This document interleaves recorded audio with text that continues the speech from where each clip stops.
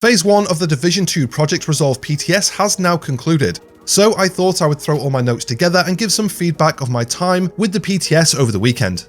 Whether there is an alpha, beta or PTS you managed to take part in, remember to give feedback. It's a way for you to have your say and potentially have an impact on the games you love, so take 5 minutes, head to the forums or wherever the devs direct you and say something constructive.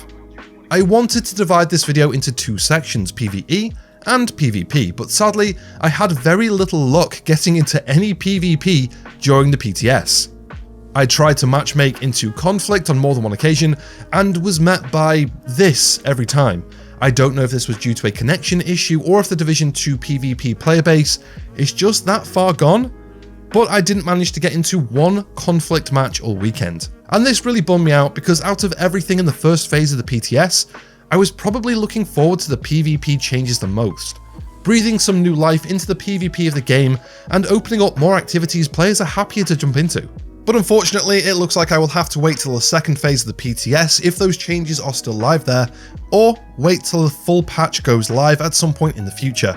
If you did manage to get into conflict, please let me know your thoughts in the comments below. I would love to hear from people who actually managed to get in and hear how the changes affected the overall game mode. My experience did not get much better in the DZ. I jumped in, I tried to provoke some rogue action by extracting a few times, but no one showed up. I didn't even see any other extractions being fired off for me to go, should we say, interrupt. So there is nothing I can really say when it comes to conflict or the DZ. I like all of the changes on paper, but without actually giving them a try, I wouldn't want to talk about how they play. So let's move on to the things I did manage to try. PvE, armor kits, projects, balancing, game modes, and a few other things.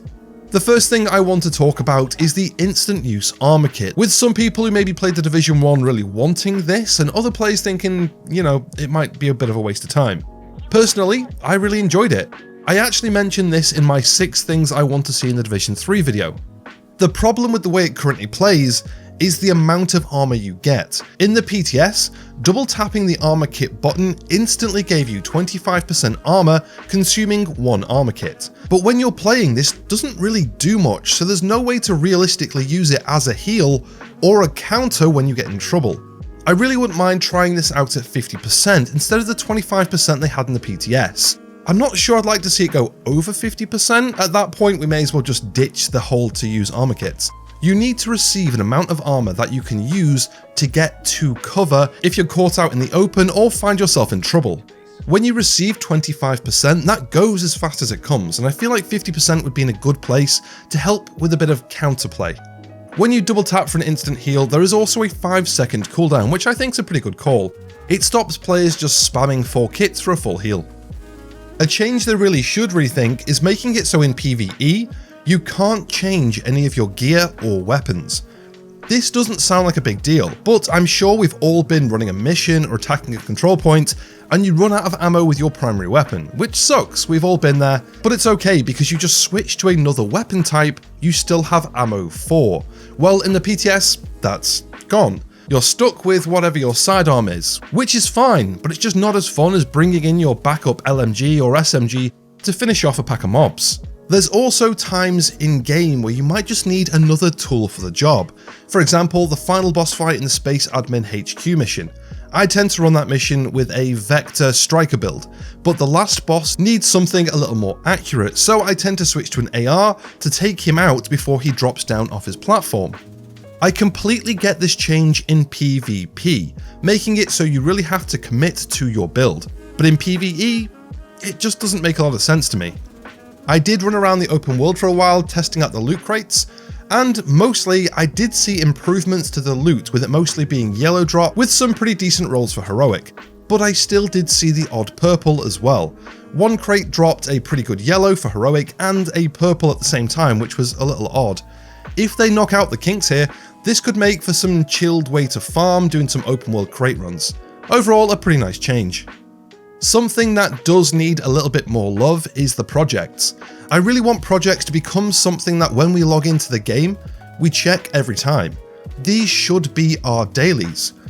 But even with the changes to loot in the PTS, these still aren't quite worth doing yet, and this could be easily fixed by throwing in maybe another crafting materials cache, adding 2 instead of 1, or possibly making the dailies quicker to complete or even just more interesting to complete.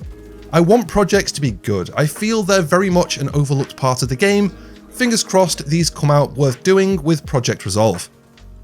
Weapon and gear balancing felt overall pretty good, but I still think some of the 3-piece brand set bonuses do need a little bit more attention to make them viable. Some of the weapons getting buffed felt more in line with the high performing weapons, but I think we will be seeing the Eagle Bearer re-enter the spotlight with its increased RPM and the 3rd talent being re-rollable to damage the targets out of cover, probably making this assault rifle a go-to for quite a few builds.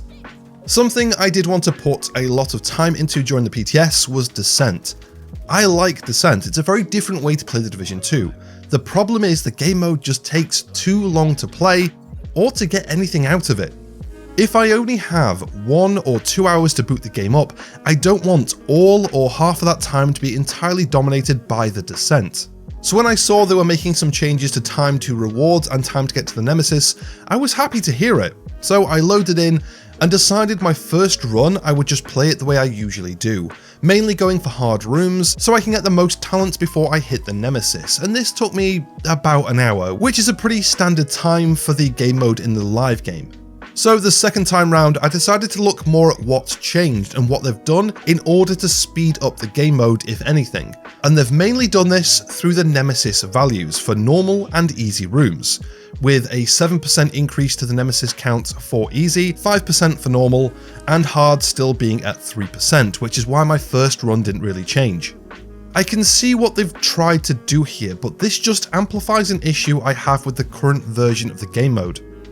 If you don't want a difficult run, if you don't want to play on the hardest difficulty, and you just want to go through maybe the easy rooms, by the time you reach Nemesis, you will be massively underpowered compared to the player who went for all hard rooms, because you will have way less talents. One way they may be able to balance this is to adjust Nemesis's difficulty and rewards based on the previously completed rooms. So if you do more of a single difficulty, the difficulty of the Nemesis boss fight then leans more towards that. I don't know, I'm just kind of throwing things out here, but I do think there are still tweaks to be made here. The game mode still takes too long to get through. I still think maybe a one-time pause or one-time stop would be the best solution here, but I understand why they don't want to implement that, and there's also probably some technical limitations to why they cannot implement that. Other than these changes, there are some smaller things they've done, like make the supply drops seem more frequent, rooms seem to have less spawns, which mean you complete them faster, and they've added caches to the NSA store, which is a pretty good change. I am looking forward to getting into the second phase of the PTS, trying out the new weapons and gear. If you did manage to try the PvP, drop a comment. Was it good, bad? Let us know. On this channel, I am going to start live streaming every Wednesday, where I will be playing some Division 2 and talking all things video games, with the first stream being this Wednesday at 6 GMT. If you enjoyed this video, don't forget to give it a like and subscribe so you don't miss any future uploads. Have a great day, and I'll catch you in the next one.